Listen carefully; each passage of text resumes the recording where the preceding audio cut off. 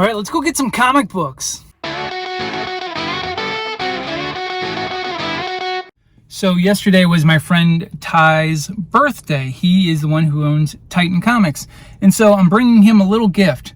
The world's tiniest comic book. These mini Marvel comic books from 1966. We're in gumball machines, and it has a full story, the origin of the Hulk. So I have a couple of these, and I thought, hey, I don't need two. Maybe Ty might enjoy the tiniest gift maybe he will ever receive. Also, Titan Comics has a loyalty program, if you will, punch card. And it looks like I'm going to be getting a free spin today. So we'll see what we get on that wheel.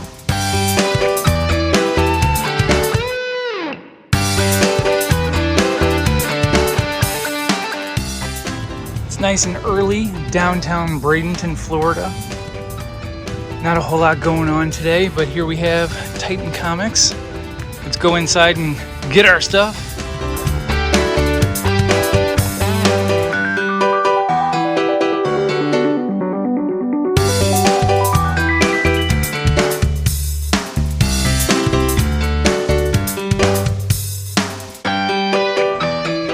It's also a tattoo shop. So in the back they got piercings and tattoos, but Ty is taking up the whole front area. I got my stack here, but let's peruse the shelves to make sure we didn't miss anything this week. In downtown Bradenton, sometimes you got to deal with homeless people hanging out in front of the shops, but you just deal with it. Oh wait, he's not homeless. It's Ty! Hi! All right, dude. I have a tiny birthday present for you. All right? It is literally, quite possibly, the tiniest birthday present you'll ever get. Okay, sweet. That is a mini Marvel comic from 1966. Where the fuck did you find this? They used to sell those in gumball machines. Shut up. Yeah, and so it's the complete Hulk origin right there, but they have Nick Fury. They even have Millie the model. Bro, that is the coolest thing I've ever gotten. They even have, they got Nick Fury, Millie the model, Cap, you know, all the basics. But they were taped. Rad. The front was taped. Yeah. So if you wanted to tape like a small X-Acto and... Yeah, go through it. That is so cool. That is the rad. Oh, I'm totally doing a TikTok about that. That is super rad. You always bring me the coolest shit. They had different colors, like 6 different colors, and I have a green one or whatever, but I'm like, Ty might like that. I'm fucking 100% love that. Yeah. That is the coolest thing I've ever seen. Let's see what we got on the wheel. Complimentary handful of trash. Yay! Spin again. Oh, free Funko Pop. Ooh! Let's see.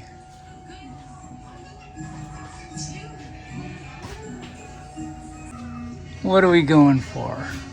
What are we going for? Ooh, let's go with Cyclone. There we go. Hey, guess what? You got a new spin. For next time. Next time! Yeah. Okay, well, I finally made my way back home after a trip to Titan Comics. Tell you the truth, I had plans on hitting up a couple spots today and showing you some of my favorite places to go to. Unfortunately, when I got to Titan Comics, I locked my keys in my car, and that killed my comic budget and much more. See that price right there? $144 to get my keys out of my car. So there went my comic budget. Fortunately, I did hit up my favorite local spot to go to, so let me show you what I got. So growing up, a lot of comic books just started introducing like the overarching storylines. You know, the big drawn out storylines that go multiple issues, maybe even interweave between different comic titles. One thing that I do miss is kind of episodic books. It's like a one and done, like this is a story in itself, and at the end of it, everything has a resolution.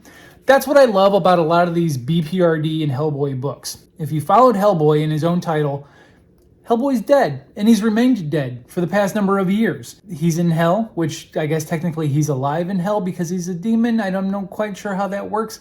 Regardless, they've been backtracking to what is it? Since World War II, 50, 60, 70 years of Hellboy adventures. There's so much to go over. And that's what a lot of these individual titles are just one and done books. I don't exactly know what the story is about, but knowing that it's written by Mignola, who created Hellboy, he likes to go into a lot of dark backgrounds and supernatural stuff that is well documented in real life. So this could have some real bearing in real life. We'll see where the story goes. Now, I don't typically follow a lot of offshoots of titles. Like I'll follow the main title and I won't really go after the one-offs, the one-shots that maybe spawn from that particular title. But DC versus Vampires has been keeping my attention because I really just dig the way that story works out. But this is a one-shot off of that main story called Killers. Don't know what the book's about yet. I haven't read it yet. I can't give you a review. But DC versus Vampires have had a couple one-shots, and it's just a fun all-around read. Main DC characters are getting turned into vampires, are getting infected. Harley's got some blood running down her mouth there. Doesn't mean that she can get punched in the face, or maybe she bit somebody. We'll find out. But this looks like a lot of fun. Look at the vampires in the background there. So we'll see where this goes. But I'm loving this entire storyline. Speaking of DC doing some macabre sort of stuff, we go from vampires to zombies, Task Force Z. So I think this might be a limited run. It might be a 12-issue thing, the way the storyline is working out right now. But somebody, I'm not going to reveal who, somebody is behind Task Force Z. And it's not Amanda Waller. It's not Suicide Squad Amanda Waller. It is somebody very unsuspecting. They have a formula and they're reanimating dead people. Red Hood is right there. That's Red Hood. He's kind of in charge. He's not a zombie. He's a human in charge of all these other zombies. You've got Deadshot. And I know Bane was a zombie for a while. And I think you've got a Killer Croc in there. So this is a fun read. Seeing DC villains as zombies. Having no holds barred, allowed to do basically whatever they want to do because they can just be reanimated. If they get killed, they're brought back. I don't know that it is going to have a long stay in mainstream DC Comics. I don't think it really ties in anywhere. This might be just kind of a standalone sort of storyline, but this is a blast. I recommend this one. Where do I want to go next? How do I explain this one? The X-Cellent. Okay, so once upon a time, there was an X-Force comic book and then got changed to new writers and new characters, completely revamped, and was turned into X-Static. And then those characters ended up dying like a gruesome death. Well, the title has kind of been revamped as X-Cellent. Now, you might remember in Deadpool 2, there was a character who threw up a lot. I think it was wasn't it a Skarsgård? Wasn't it the guy who played It? Played the clown Pennywise in It. Anyway, that's his character right there, the vomiting one, if the acidic vomiting one. Anyway, he's the leader of the group. And so when he was in that movie, I actually kind of cracked up because he ended up dying. His team ended up dying because in the comics, X-Static, which was X-Force, ended up dying. I don't think a lot of people really picked up on that fact. But X-Cellent is it's a fun offshoot X title. It's by Allred and his wife, Allred. Michael Allred and Laura Allred. I think she inks Michael's work, but he's mostly known for Madman, which is a fun comic in itself. But he's got a very unique style, very thick, defining lines in his artwork, and his artwork is a very defining comic book style. So good read.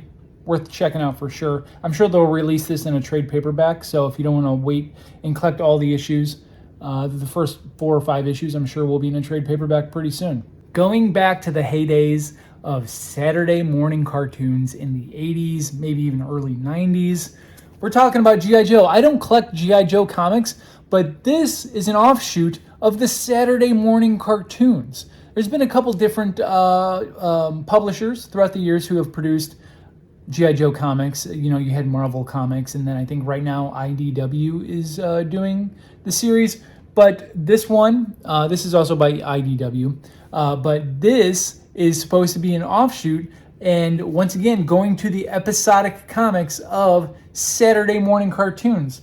Now they're holding a genie lamp. I'm sure you can understand and process what kind of goofy stuff this Saturday morning version of G.I. Joe gets into.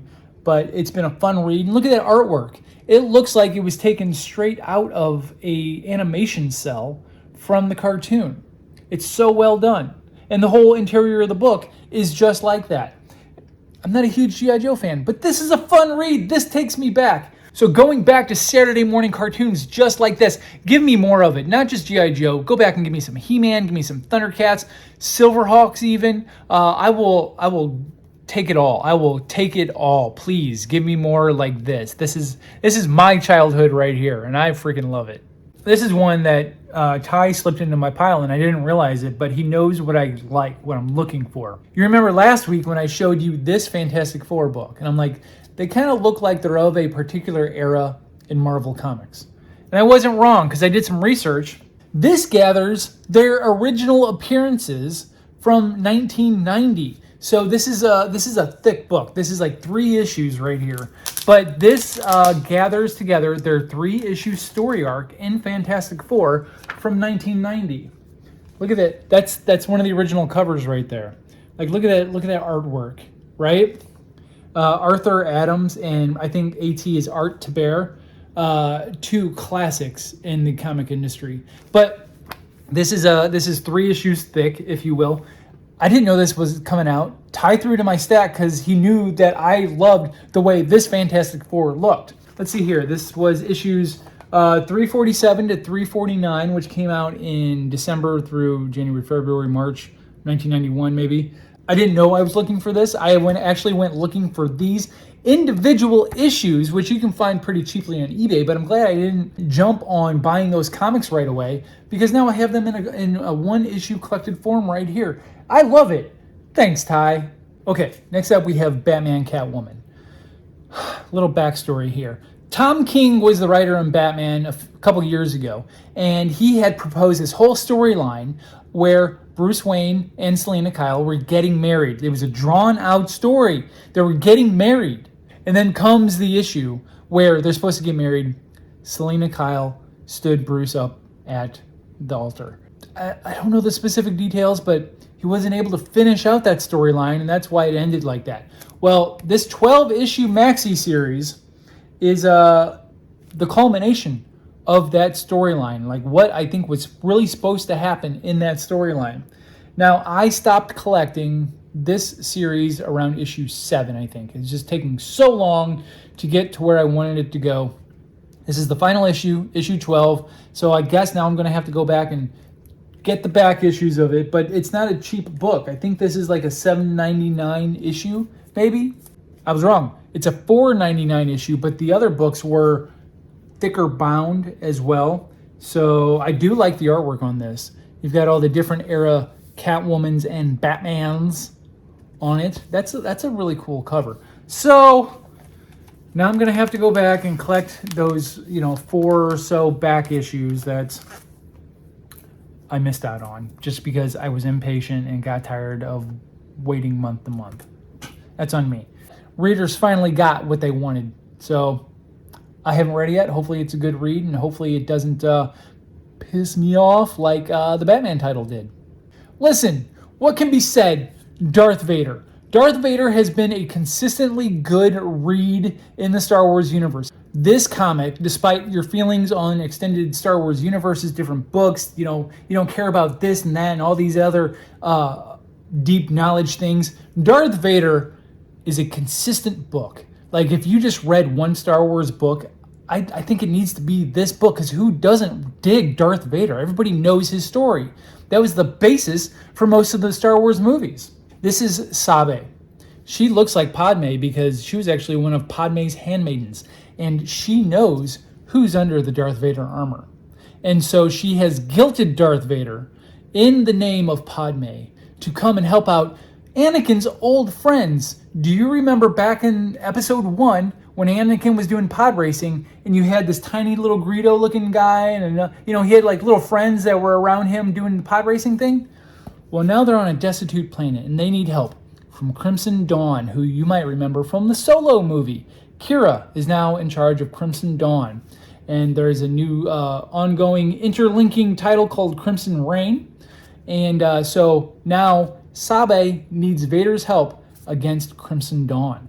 This has been a great title, and I highly recommend it to anybody. This is a fantastic book. Okay, this next book, Ty was like, hey, you need to read this book. Read this book and let me know what you think. He knows I'm a big fan of a title called Astro City, which is kind of a play on old school superheroes in a very technologically advanced city. So he's like, you need to read Public Domain. It's about this character who is getting made into a movie, but the rights are between two different creators of the character, and one of them is enjoying the Hollywood life while the other one is kind of destitute, from what I understand. So Public Domain, The Domain is the name of the character. So Ty said I need to read this book, and so I'm looking forward to it.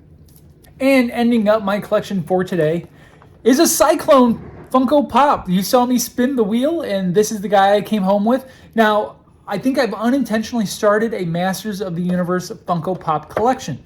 I have a Prince Adam, I have a He-Man, Gretchen has a She-Ra. My brother bought me a 10-inch Skeletor Funko Pop, and now I have a Cyclone. I might even have one more in there as well. Gretchen wants the Evil Lyn, so if anybody has a location where I can snatch up an Evil Lyn Funko Pop, Gretchen wants that, but I got this guy on my punch card for free. So that's all I have for you guys today. I want to give a shout out to Ty for being so rad all the time. You guys need to go follow him on TikTok. As far as when this video is posted, I think he has 6,600 followers. I know he's a little less than 7,000 followers on TikTok. He's trying to hit 10K. Go follow him because his stuff is entertaining. He posts all the time. It's not just comic book stuff. He has a lot of stuff in his shop, which is the focus of his TikTok. He highlights individual things and he makes just funny TikToks in general. So be sure to go follow him. That's all I have for you guys today. And I'll try to have more for you next week. Once again, anything you saw here, you have questions about, because by the time this posts, I will have read these comics that I said I haven't read yet. So if you have any questions about these books I've showed you, or maybe some recommendations for other books, feel free to hit me up, guys. And I guess I will talk to you guys very soon. Bye-bye.